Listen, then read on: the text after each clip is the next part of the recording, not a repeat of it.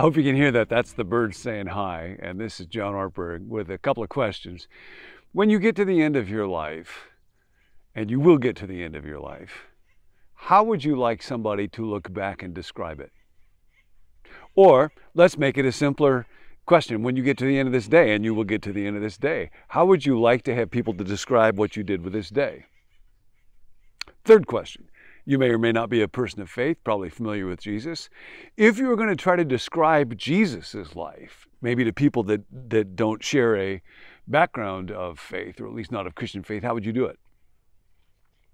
We actually know a good answer to that one. The Apostle Peter, this is in the New Testament, the book of Acts, I think it's the 10th chapter, is trying to describe Jesus to a group of people from a Roman background where they don't share that kind of Jewish environment. And this is the way he described it. He said, Jesus of Nazareth was filled by God with power and the Holy Spirit, and he went around doing good because God was with him. And I love the simplicity of that description. He just went around doing good. You can do that. You can do that today. We're looking at the reality that we were made to count, and it is as simple as this, really, that is something that we fulfill as we go around doing good. This is from Dallas Willard's book, The Divine Conspiracy. This is incredibly helpful material. Dallas writes, the obviously well-kept secret of the ordinary is that it is made to be a receptacle of the divine, a place where the life of God flows. But the divine is not pushy. Now let's pause there for a moment. Maybe the whole need that you have in these moments to hear these words is just that phrase right there. The divine, that is God, is not pushy. What does it mean to be pushy? Well, when you push someone, literally, physically, it means you try to move their body without the cooperation of their will. You are violating their little kingdom, and we all tend to push back.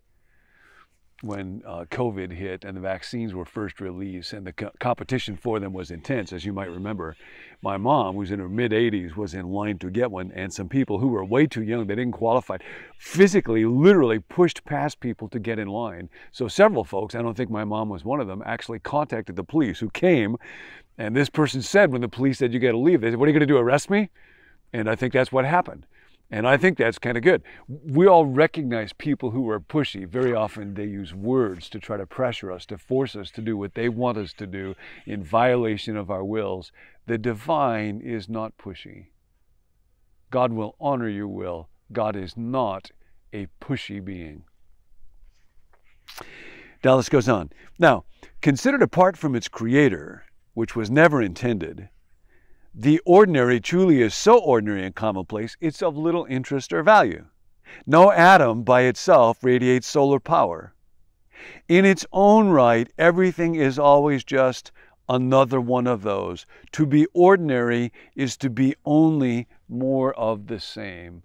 And that's part of why reality apart from God loses the significance and the story and the glory for which it was intended.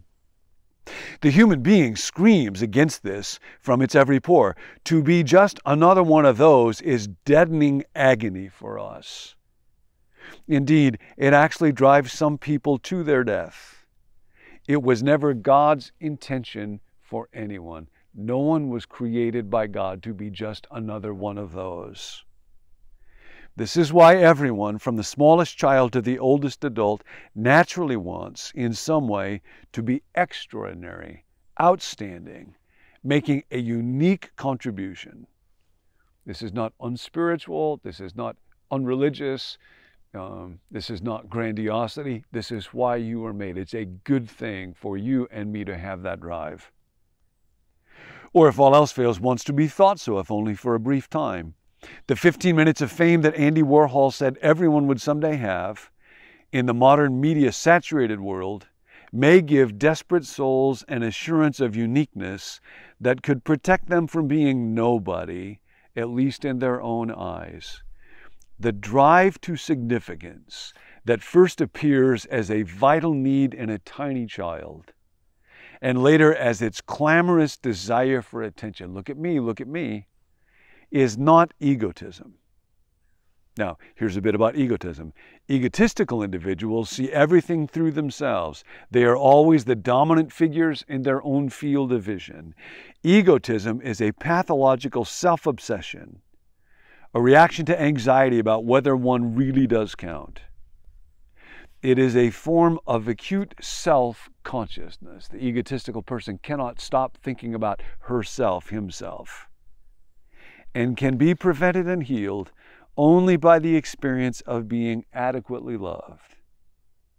It is indeed a desperate response to frustration of the need we all have to count for something and be held to be irreplaceable without price. And if you have an egotistical person in your life, it can be helpful to just think of them as someone with a desperate need that is going unsatisfied, that they are trying to fulfill in the wrong way. Unlike egotism, the drive to significance is a simple extension of the creative impulse of God that gave us being. It is not filtered through self-consciousness any more than is our lunge to catch a package falling from someone's hand. It is outwardly directed to the good to be done. It is outwardly directed to the good to be done. We were built to count.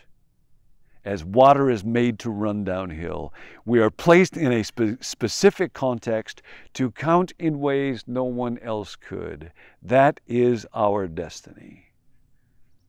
Our hunger for significance is a signal of who we are and why we are here. It is also the basis of humanity's enduring response to Jesus, for he always takes the individual human being as seriously as their shredded dignity demands, and he has the resources to carry through with his high estimate of them. So today, embrace the drive for significance that is in you. Now, that distinction between egotism on the one hand and the drive for significance on the other is very clear to me on paper. But it's harder to parse out in my life because we're all such a mixture, and I know that egotism is at work in me, and often I will be able to detect it when it expresses itself through something like comparison with other people or envy of people who do the same kinds of things that I do, and wishing that I could be as successful as those people. I remember Dallas saying one time, for pastors, even when they go on vacation, it can be difficult because they begin to experience approval withdrawal. And so to recognize when I'm pulled away from that system, I might have those kind of symptoms of withdrawal, get a little bit irritable, get a little bit lonely, get wanting more of it. It's good to recognize, nope, there is egotism in me. It's always been in me, and for it to die is good. But then the drive to significance is always focused outwardly on the good to be done.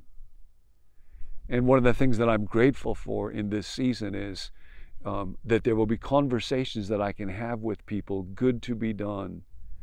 I've had several last week with pastors that have experienced pain in their church life, or talked to a mom who was the mother of 5 children, and 4 of them have died across a span of 40 years.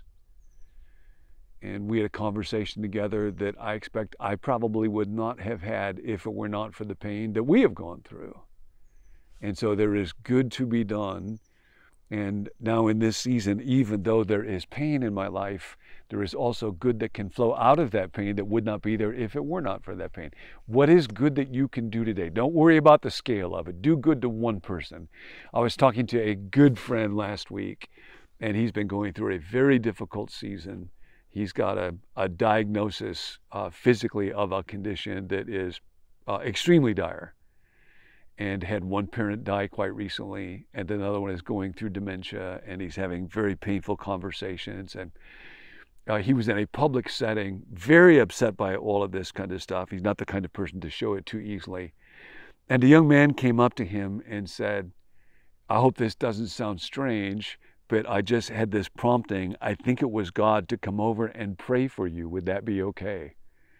And my friend was like, are you kidding me? And my friend said he doesn't often have experiences where it feels like God is just sending him a message of care, but this was one. That's one person doing good for one person. Jesus went around doing good. You can do that today. Doesn't matter how educated you are, doesn't matter how adequate you think you are, doesn't matter what pain you have been through. By the end of this day, people might say about you, he went around doing good.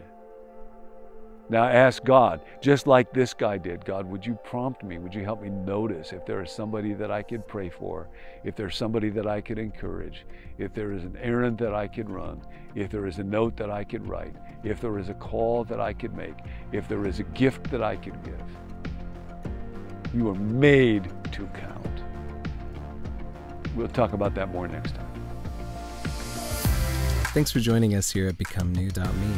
If you'd like to receive the daily emails that go along with each video, let us know at becomenew.me@gmail.com. Or if you want prayer, you can text us at 855-888-0444.